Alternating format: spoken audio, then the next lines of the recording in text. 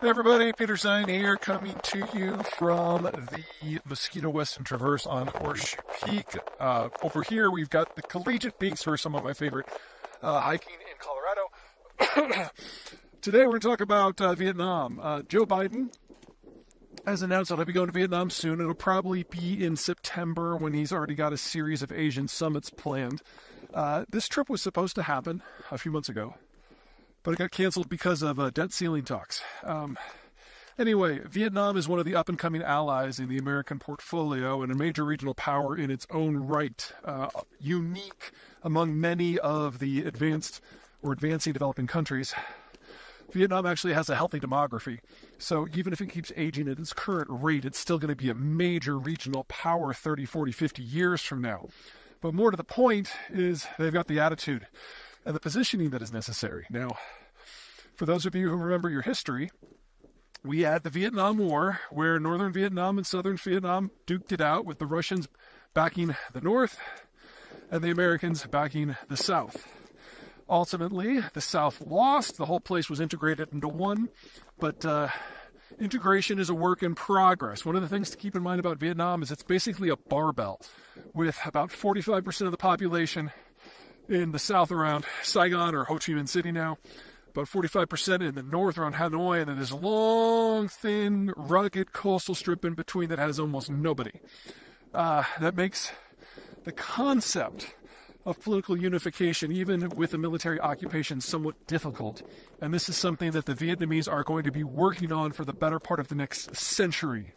That assumes that there's no unrest. That assumes there's no additional civil war. Not that I think that either of those are on the horizon, but you can never guarantee it when you've got populations so separated. One thing all Vietnamese agree on is that the Chinese are awful. There's this park of monuments in Hanoi where they commemorate all of their fallen in their war, kind of like what the United States does on the Mall in D.C. And there's a small, roughly waist-high one commemorating the 20 years of the American-Vietnamese conflict. And then there's a taller one that's taller than me, commemorating the 200 years conflict between the Vietnamese and the French, who were the colonial power there. And then there's a two-story monument that commemorates the 2,000 years of warfare with the Han Chinese. So there's no love lost here. And if you are looking for a strategic partner, it's hard to get better than Vietnam because the demographics are good. They're a great trade partner, very hardworking. Their educational system is probably the best for their peer class. 40% of their college graduates are STEM graduates, if you can believe that. They're attempting to jump over China technologically, and because of the partnerships they've been able to work out with American educational and manufacturing institutions, they have a reasonable chance of pulling that off sometime at the end of this decade or early next. So this is kind of the partner that you want. They also have excellent relations with the Japanese and the Thais and the Australians. So they're slotting in to the American alliance network surprisingly well. There's just really one problem. There's nothing about Vietnam that is democratic.